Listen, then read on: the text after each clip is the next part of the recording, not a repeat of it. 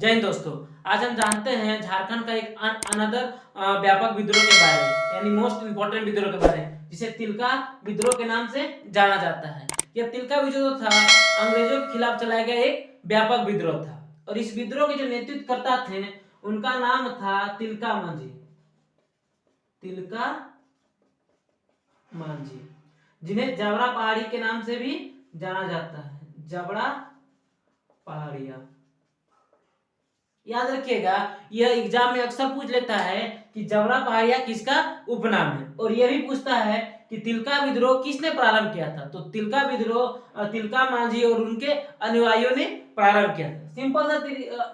Simple सा तरीका है, तिलका विद्रोह तिलका मांझी, इसमें कोई क्या दो मत का बात नहीं है। चलिए अब जानते हैं यह विद्रोह क्यों इतना व्यापक हो गया। देखिए, किसी भी चीज का सबसे अच्छा याद करने का तरीका आता है मैपिंग। अगर आपको मैप में अगर कमांड है तो फिर आधा काम तो वहीं आपका हो जाता है। ये रहा हमारा झारखंड। देखिए, मैंने पहले ही कुछ वीडियो में बता चुका हूं कि जो अंग्रेज थे सबसे पहले सिंहभूम क्षेत्र से झारखंड में एंट्री मारते हैं, और उन्होंने सबसे पहले ढाल विद्रोह के माध्यम से इस क्षेत्र पर पहले कब्जा किया। फिर उन्होंने इधर कब्जा किया पलामू, फिर इधर क्या था चुआर विद्रोह से, फिर यहाँ क्या था रामगढ़ साइड किए थे तमाड़ विद्रोह से। इस प्रकार से अंग्रेजों ने लगभग झारखंड में क्या किया था, कब्जा कर लिया था। अब उनका जो नेक्स्ट टारगेट था इधर, यानी संथाल परगना के क्षेत्र की ओर था, क्योंकि अब अंग्रेजों को कहां कब्जा करना था, यहाँ पर। देखिए, अंग्रेज जो करते थे किसी भी राज्य को, यानी किसी भी स्थान को जीतने के लिए वो हड़प नीति का अपनाते थे, यानी फूट डालो का नीति। जैसे मान लीजिए यहाँ पर दो जमींदार है, एक का नाम है ए, एक का नाम है बी। दोनों क्या है, ताकतवर है। अंग्रेज चाहते थे तो डायरेक्ट इन दोनों से युद्ध करके उनका क्या करते थे, जमीन ले सकते थे। लेकिन इससे घाटा क्या होता था कि युद्ध जो करते थे इनमें दोनों पक्ष का हानि होता था। तो अंग्रेज क्या करते थे, दोनों को भगा देते थे, लड़ो लड़ो लड़ो, यानी आपस में क्या करते थे, ए महाराज आपको ये बोला, वो बोला, ये बोला, अच्छा ये बोल रहा है, चलो। दोनों बीच क्या होता था, इसी प्रकार लड़ाई हो जाता था। अब जो लड़ाई हो जाता था तो जाहिर सी बात है एक आदमी इसमें जीतेगा, एक क्या होगा, हारेगा। अब जो हार जाएगा वो तो चला गया, लेकिन जो जीतेगा वो भी तो पीछे के ताकतवर में क्या कमजोर हो गया। अब अंग्रेज उसको आसानी से हटा देते, बस इसको दोनों क्षेत्र किसको मिल गया, अंग्रेजों का। बस यही नीति का अपनाकर अंग्रेजों ने लगभग पूरे भारत में क्या किया, कब्जा किया था। लेकिन जब इस क्षेत्र में उन्होंने ज्यादा से ज्यादा इसको करने लगा, यानी किसी की जमीन को छीन लेते थे, ज्यादा कर लिया करते थे, जब उन्हें कर नहीं दे पाते थे तब काफी अत्याचार किया जाता था। लेकिन एक अत्याचार की क्या होती, सीमा होती है। जब यह सीमा पार हो गया तब अंग्रेजों ने तब यहाँ के जो जनजातीय लोग थे उन्होंने अंग्रेजों के खिलाफ क्या किया, एक व्यापक विद्रोह शुरू कर दिया। और यह विद्रोह जो शुरू हुआ था वो तिलका मांझी के नेतृत्व में और उसके अनुयायियों के नेतृत्व में यह विद्रोह प्रारंभ हो गया। देखिए, जब यह विद्रोह शुरू हुआ था तो इसका जो केंद्र था वो भागलपुर था, भागलपुर, जो कि वर्तमान में अभी बिहार पड़ता है। लेकिन इसका जो व्यापक सबसे ज्यादा उग्र रूप देखा गया था वो संथाल परगना के क्षेत्र में देखा गया था, जो कि अभी झारखंड के यहाँ है। अब जानते हैं यह विद्रोह जो प्रारंभ हुआ था वो 1783 में ही प्रारंभ हो गया था तिलका मांझी के नेतृत्व में। लेकिन जब यह विद्रोह जब प्रारंभ हुआ तो यह इतना व्यापक रूप नहीं ले रहा था, यानी लोगों के बीच प्रारंभ लोगों के बीच उतना चल नहीं रहा था कि एक विद्रोह चल रहा है। उन लोग सोचते थे हाँ कोई है ऐसा नॉर्मली। तो जो तिलका मांझी था इनको लगा नहीं, ऐसे अगर करेंगे तो यह एक जन व्यापक आंदोलन नहीं चलेगा।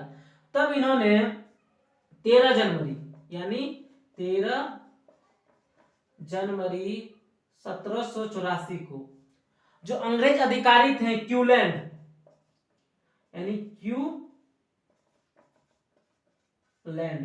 क्यूलैंड का क्या किए, तीर मार के हत्या कर दी। क्योंकि क्यूलैंड का जैसे हत्या कर दिए, जो लोग थे उनके अंदर क्या एक जागरूकता पैदा हो गया, सही अब विद्रोह होने वाला है, यानी सही में कोई ऐसा नेता आ गया है जो अब लगता है अंग्रेजों का छठे का दूध याद दिला सकता है, यानी अब सही जगह है। और तिलका मांझी को भी क्या हो गया, नहीं अब सही जगह जा रहे हैं, क्योंकि जनता क्या अभी खुल के समर्थन करने लगी। बस क्या हो गया, ये विद्रोह पूरी तरह से व्यापक रूप ले, नहीं अब अंग्रेजों को छोड़ेंगे नहीं। लेकिन अंग्रेज भी शांत रहने वाले थे। उन्होंने भी जो तिलका मांझी को खोजने के लिए काफी ज्यादा सैन्य ताकत मतलब लगा दी, क्योंकि उन्हें लग गया था अगर तिलका मांझी ज्यादा दिन तक रह गया तो हमारा काम तमाम है। अब पता है जब पूरी तरह सेना चारों तरफ से रह गई तो तिलका मांझी जो थे वो उतना अच्छा से एग्रेसिव नहीं होना, मतलब चारों तरफ से वो खुल के नहीं आने लगे। तब इन्होंने जो तिलका मांझी थे उन्होंने छापामार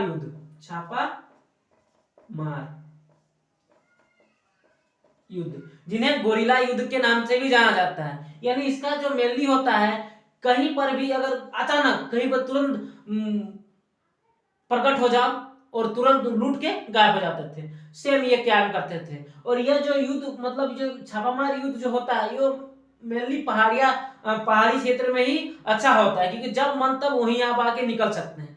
तो इनका जो प्रमुख केंद्र था यानी सुल्तानपुर पहाड़ी, जो छापामार युद्ध का जो प्रमुख केंद्र था वो कहाँ था, सुल्तानपुर पहाड़िया में था। अब जब यह विद्रोह प्रारंभ हो गया था, यानी जब यह गोरिल्ला युद्ध जब तिलका मांझी ने प्रारंभ कर दिया था, अंग्रेज तो और परेशान हो गए। तब वहां का जो एक अंग्रेज अधिकारी था जिसका नाम था आयरकुट, ये जो आयरकुट था इसने जो क्या काम किया, जब तिलका मांझी को किसी तरह से हड़पना है, यानी तिलका मांझी किसी तरह से पकड़ना है, तब उसने एक व्यापक क्षेत्र चलाया, मतलब किसी तरह से पकड़ने का कोशिश किया। तो याद रखिएगा जो अंग्रेज अधिकारी थे उनको जो पता था कि इनको पकड़ने का सबसे बेस्ट तरीका होता है इसका अपना, किसी अपना को भी पकड़ लेते हैं कि वही बता सकता है ये कहाँ छुपा हुआ। तो क्या करते जो अंग्रेज अधिकारी हुआ करते थे, किसी को घूस दे देते थे या कुछ महुआ पिया देते थे।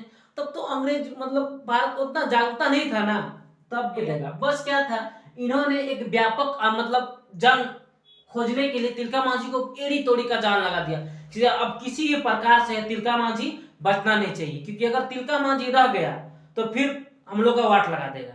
बस क्या था, इसने खोजना शुरू किया किससे पता करे। तो कहा जाता है ना घर का वेदी लंका दहे, सेम काम हो गया था। अंग्रेजों ने पकड़ा, उसने जो तिलका मांझी को पकड़वाने के लिए पहाड़िया सरदार जौराह को पकड़ा, जौराह को, और उसने क्या किया, जो तिलका मांझी जहां लुकाया था छुपा था उसको बता देते कि महाराज महाराज महाराज सर वहां तिलका मांझी छुपा हुआ है।